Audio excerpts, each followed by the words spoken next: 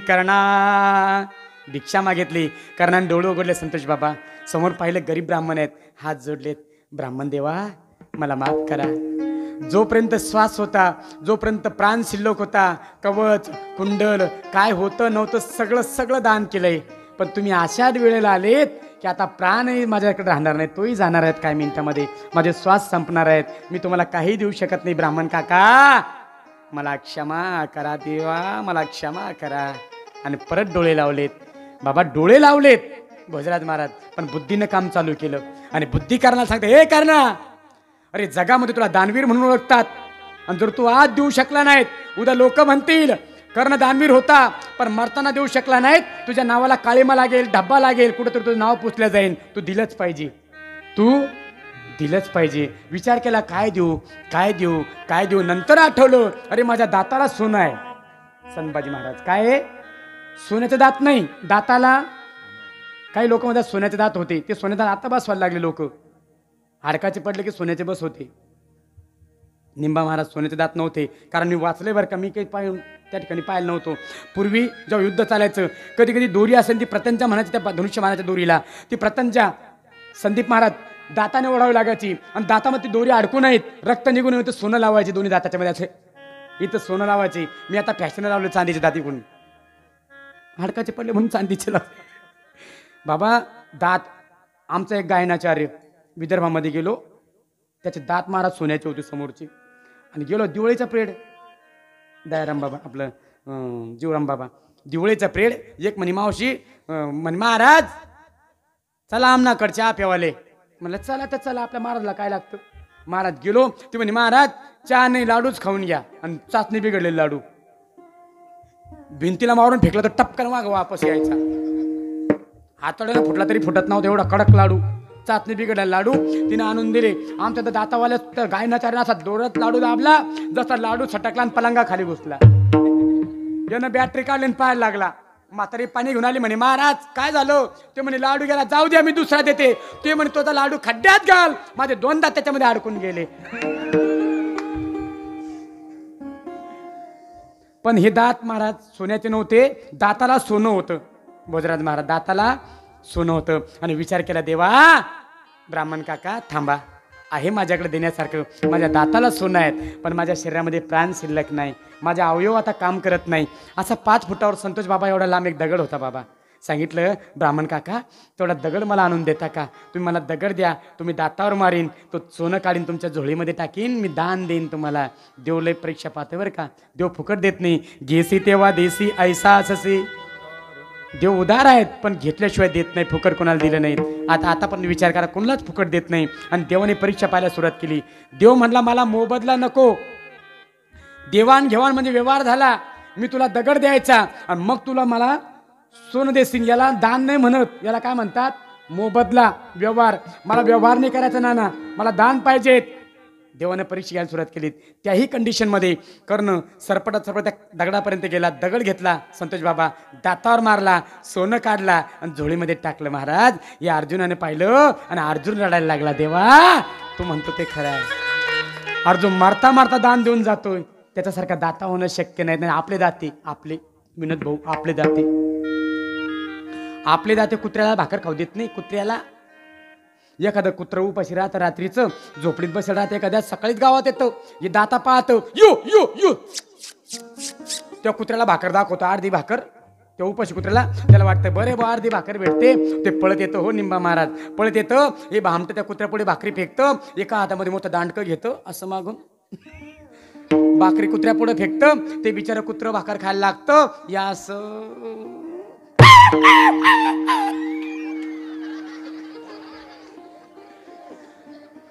कुत्र्याला टाकलेली भाकरी खाऊ देत नाही. हे दानवीर होईल का बाबा. अरे दानवीर झाला कर्ण. आमच्या गावामध्ये दानवीर झाले संतोष बाबा एक महाराज, नाव नाही सांगत, कारण सुभाष ना आबा आमच्या गावात रोज येतात, नेहमी येतात, ते लगेच नाव सांगून देतील. माझा बाप म्हण करे कीर्तनाला जातो का भांडणं आणायला जातो. आबा नाव नाही सांगत बरं, आपल्यात नात्यातले येते दानवीर. ते धोतर नेसायचे आबा आमचे दानवीर, धोतर नेसायचे. धोतर नेसून नेसून फाटलं धोतर. संतोष बा धोतर फाटलं. म्हणलं बाबा धोतर फेकून द्या, आता फाटलं ते. बाबा फेकलं नाही त्यानं, त्याचे 2 तुकडे केले, लुंगी लावून गावात फिरायचं. भोजराज महाराज काही दिवसानंतर लुंगी फाटली. म्हटलं बाबा आता लुंगी फाटली फेकून द्या. हा निंबा महाराज फेकली नाही त्यानं, त्याची लंगोटी लावून फिरायचं साधू सारखी. काही दिवसानंतर लंगोटी फाटली. म्हटलं बाबा लंगोटी फाटली फेकून द्या. हा नाना फेकली नाही, त्याच्या चिंध्या करायचं आणि रॉकेलमेट डुबवून जाळ करत बसायचं. म्हणलं बाबा आता चिंध्याची राग झाली फेकून द्या. फेकले नाही बाबा त्यानं, राग जमा करायचा आणि दात घासत बसायचं. एवढे दानवीर आपले कर्णाची बरोबरी होईल. दानवीर झालाय फक्त कर्ण. पुढचा दानवीर आहेत बाबा. पुढचा प्रकार आहेत महावीर हनुमंतराया. त्याचा पुढचा प्रकार आहे महाराज ज्ञानवीर ज्ञानोबराया, तुकोबराया, चोखोबराया, सावतोबराया. जेवढे संत झालेत ते दानवीर, ज्यांनी दान देऊन गेलेत महाराज. महाराज ज्यांनी दान दिलं जगाला आणि ते मोक्षाला गेलेत म्हणून त्यांना दानवीर म्हणायचं. त्याचा पुढचा प्रकार आहे कर्मवीर भाऊराव पाटील, ज्यांनी रयत शिक्षण संस्थेची स्थापना केली आणि तुमच्या माझ्यासारख्या गरीब विद्यार्थ्यांना शिक्षण उपलब्ध करून दिलेत निंबा महाराज. नाही तर एरवी तुम्ही आम्हाला शिक्षण घेता येत नव्हतं. तुम्ही बकऱ्या वळायच्या आणि आम्ही शेती करायची. आपला अधिकार नव्हता तो. कारण वेदाचा तो अर्थ अमासीचा ठावा येरांनी वाहवा भार माथा. तो अधिकार आमचा नव्हता, तो त्यांचा होता. ओम नमो देवी महादेवी स्वायतम. आपला अधिकार.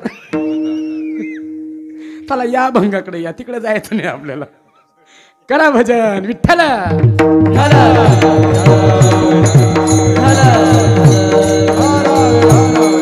महाराज रयत शिक्षण संस्थेची स्थापना केली आणि गरीब विद्यार्थ्यांना शिक्षण उपलब्ध करून दिलं म्हणून त्यांना म्हणायचं कर्मवीर. पुढचा प्रकार आहे शब्दवीर. शब्दवीर महाराज, शब्दवीर मध्ये आपण दोघं येतो. संभाजी महाराज तुम्ही कीर्तनकार आहात ना, राग मानू नका बरं. तुमचंच कीर्तन. जावई बापू तुम्ही गावचे. बापरे लाडाचा जावई आलाय सासूरवाडीला.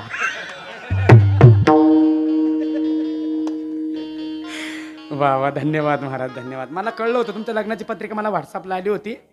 आमच्या पाहुण्यानेच पाठवली होती. सप्ताहामध्ये लग्न झालं तुमचं सप्ताहात आत्ता माग. हम खबर रखते है भाई अपने लोगों की. मला कळलंय महाराज सप्ताहामध्ये तुमचं लग्न झालं आणि आता याच गावातली माझी बहीण म्हणजे तुम्ही माझ्या नात्यान दाजी आहे. असं चला चला करा भजन विठ्ठल.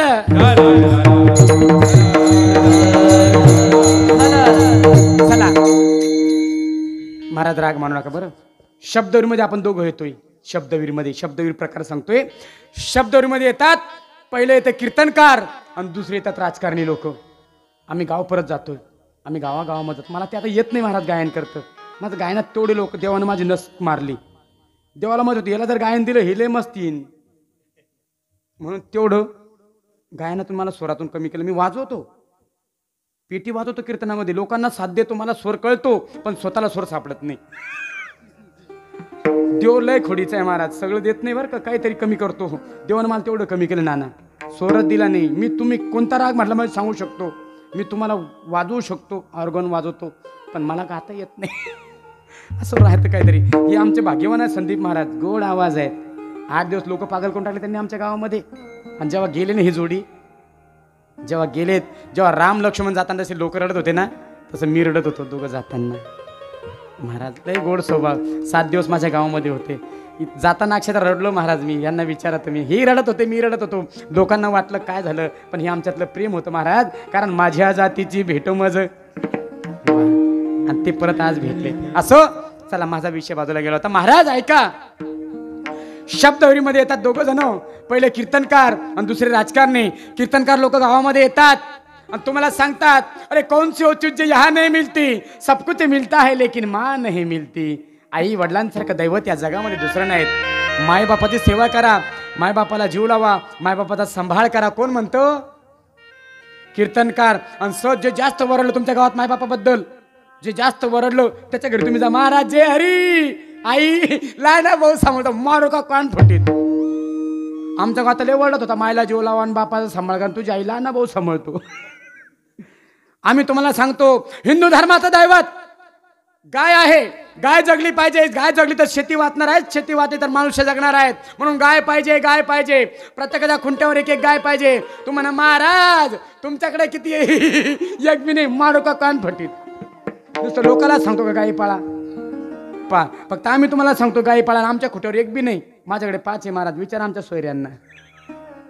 माझ्याकडे 5 आहे महाराज. आपल्याकडे सगळे महाराज. गोठ्यामध्ये गाई आहे, घरामध्ये आई आहे, किचन मध्ये बाई आहे, हम 2 भाई आहे. असं महाराज ऐका.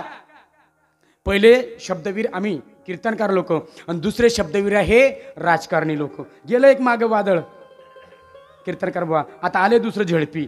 ते गावात येतात आणि तुम्हाला म्हणतात माझ्या मतदार बंधू आणि भगिनींनो, मागच्या वेळेला ज्याला तुम्ही निवडून दिलं त्याने या सर्कलचं वाटोळं केलं, घोटाळे केले. आणि या वेळेला जर तुम्ही मला निवडून देशाल त्याचे राहिलेले अर्धे घोटाळे मी पूर्ण करीन.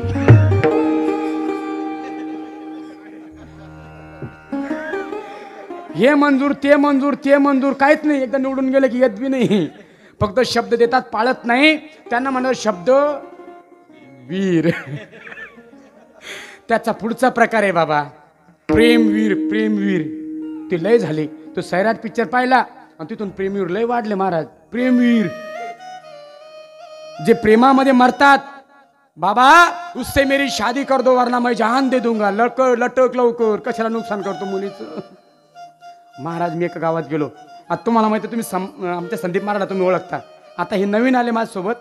हे माझ्यापेक्षा लोकांना वाटतं बा मला पाहिलं हेच कीर्तनकार. कारण ह्याची हालात माझ्यासारखी कमी आहे. आणि संदीप महाराज तुमच्यासारखे धिप्पाड. जोराम बाबा तुमच्यासारखे माझा ड्रायव्हर पाहिला. लोक त्याला कीर्तनकार समजायचे, मला ड्रायव्हर समजायचे.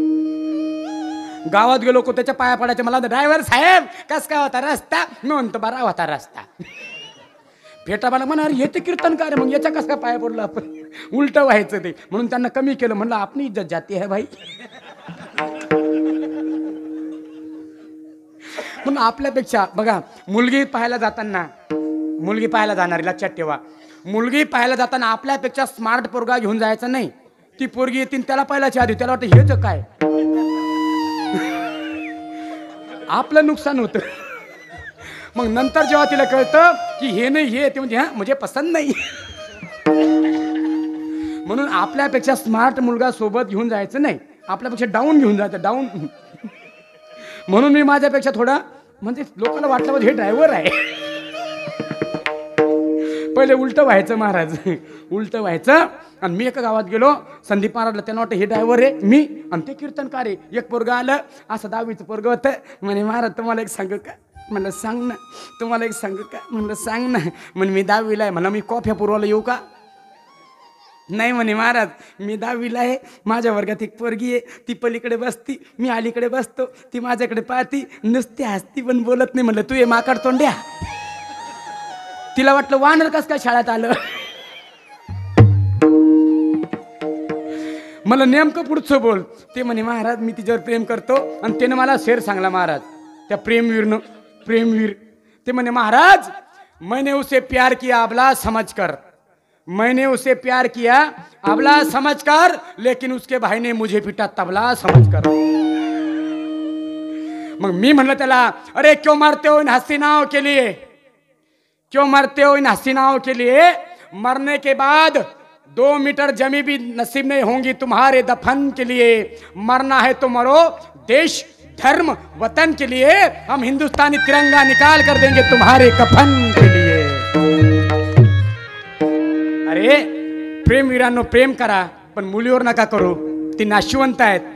जिने तुम्हाला आज हॅलो म्हणलं ती उद्या दुसऱ्याला बाय बाय करणार आहेत याचंही लक्ष ठेवा. मग तिच्यासाठी मरू नका. मरायचं ना देशासाठी मरा. आणि जे देशासाठी मरतात त्यांचा पुतळा बांधला जातोय.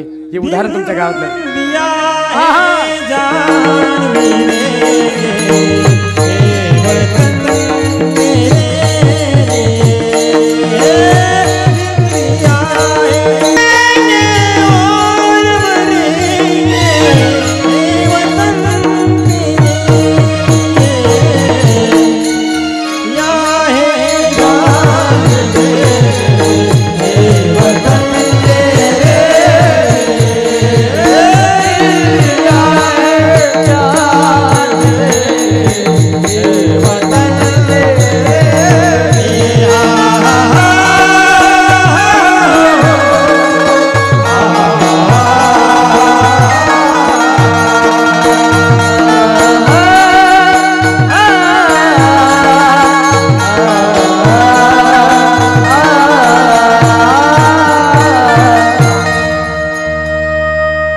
लेत का भाई? हाँ, याद आता है लेकिन याद दिलाना पड़ता है.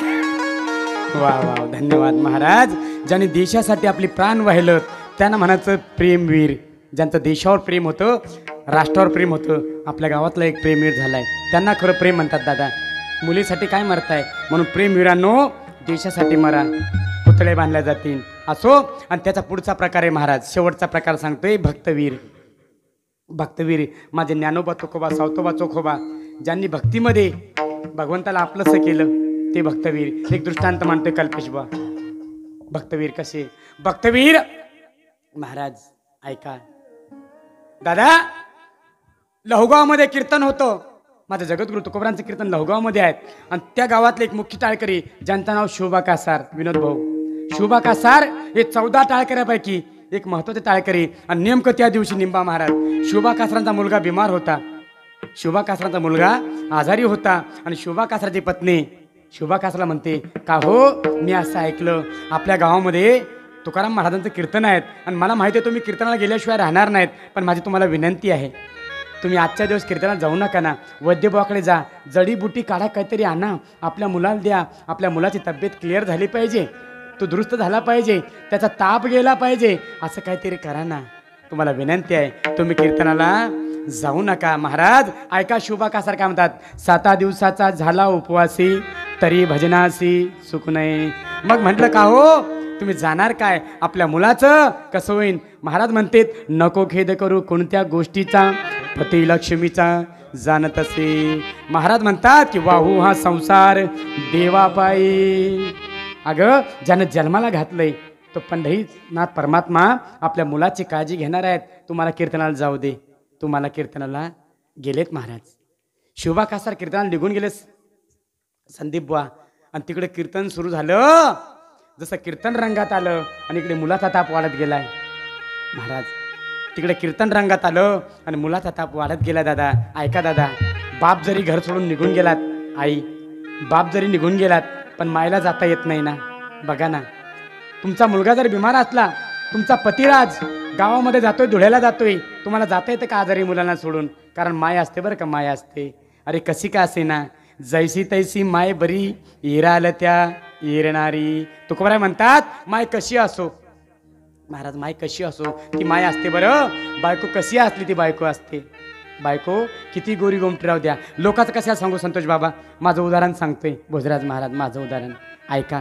2014ला माझा ॲक्सिडेंट झाला होता महाराज. माझी आजही मोटरसायकल जमा आहे बिडकीनच्या पोलीस स्टेशनला. एक दिवस एक रात्र कोमामध्ये होतो. विचारा आमच्या व्याह्याला, आमच्या सोयऱ्यांना विचारा. एक दिवस एक रात्र कोमामध्ये होतो. हे पूर्ण फाटलेलं आहे, दाखवेन तुम्हाला महाराज. आणि मी जेव्हा कीर्तनाला येतो ना, संस्कृती ऑपरेटर महाराज, जेव्हा मी कीर्तनाला निघतो ना दादा, तेव्हा मायच्या डोळ्यासमोर ते दृश्य उभं राहतं. आणि जोपर्यंत मी घरी जात नाही ना, आई झोपत नाही ना, आई झोपत नाही. विचारा आमच्या बजरंग महाराजांना. माझ्या गाडीचा आवाज बंद झाला की लगेच आई दरवाजा उघडते, कारण ती आई असते दादा. अरे जोपर्यंत मी घरी जात नाही तोपर्यंत माईला झोप येत नाही आणि बायकोला सूद राहत नाही. गेल्या गेल्या माय पाहते पोटाकडं, निंबाई बा महाराज, गेल्या गेल्या माय पाहते पोटाकडं आणि बायको पाहते नोटाकडं. गेल्या गेल्या माय एकच विचारते, बाळा अरे तू वार कुंडण्याला गेला होता, आबाने तुला चांगला फराळ दिला का, पोटभर जेवला का, तू आता घरी आलात, तुला दूध करून देऊ का, तुला नाश्ता करून देऊ का? महाराज आई विचारते, आई पाहते पोटाकडं आणि बायको म्हणते किती आणले किती आणले किती आणले किती आणले. हा मायचा आणि बायकोचा फरक आहे महाराज. माय पाहते पोटाकडं, बायको पाहते सब पैसे के भाई. महाराज फक्त पैशासाठी. पण महाराज ती माय गेली नाही बरं का निंबा महाराज. बाप जरी निघून गेला कीर्तनाला, पण त्या मायला जाता आलं नाहीत. मायने तो मुलगा मांडीवर घेतलात.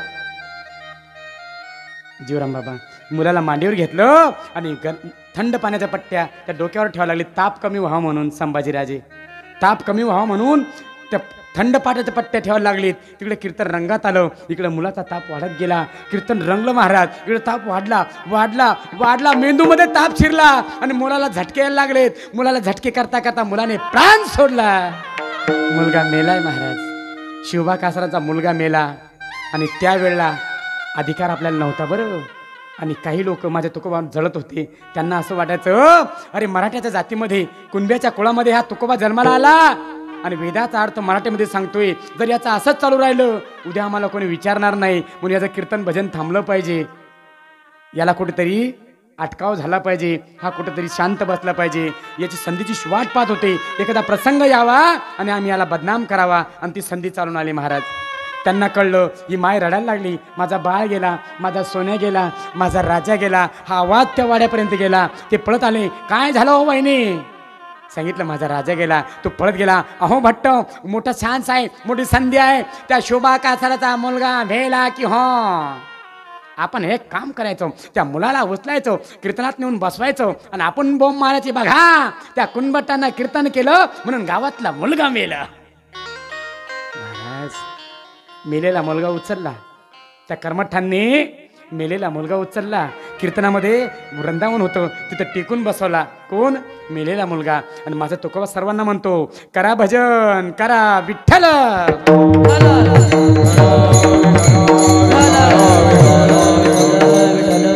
जसं तुम्ही सर्वांनी भजन केलं, टाळ्या वाजवल्या, तसं तिथला सर्व मंडप टाळ्या वाजवत होता, भजन करत होता.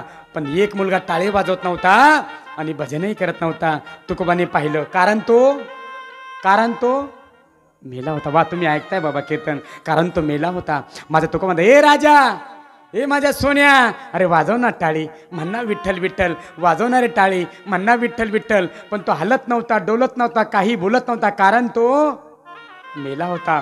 त्याच्या पुढं खानदेशमधला माणूस बसला होता, ऐराणी माणूस त्याच्या पुढं होता. त्यानं मागं पाहिलं आणि ऐराणीमध्ये बोलला महाराज तो मरी जाईल शे, पुचकी जाईल शे, गचकी जाईल शे, त्यांना राम राहणार नाही.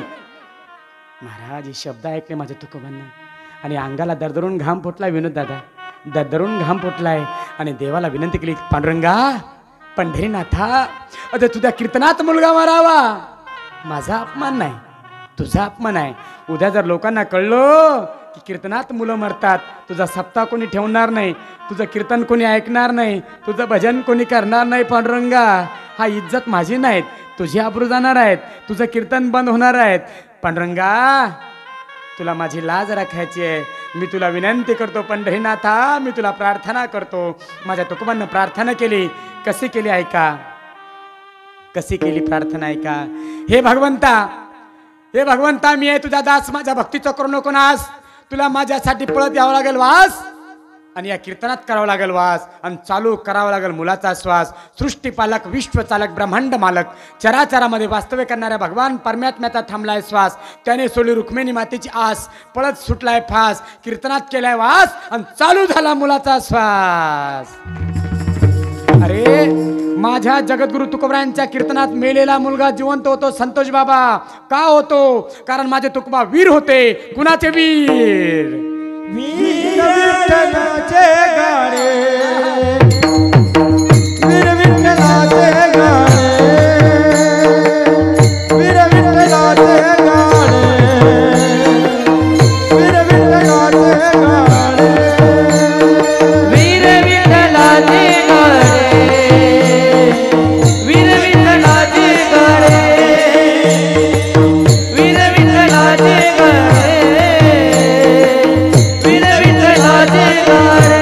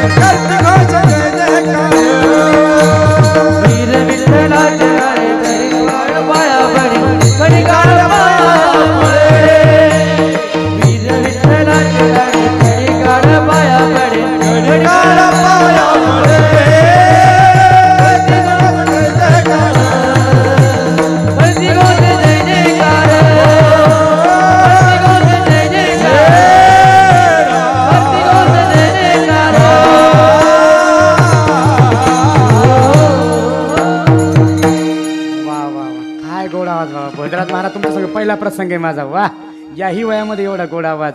अहो नाचावं असं वाटतं तुमच्या चाली म्हणल्यानंतर मला. पण इथं नाच लोक मधून पागल झालं.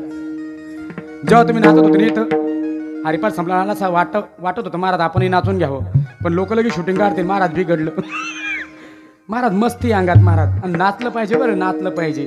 पण कुठं? ऐका ताई ऐका, नाचलं पाहिजे, नाचलं पाहिजे. कुठं?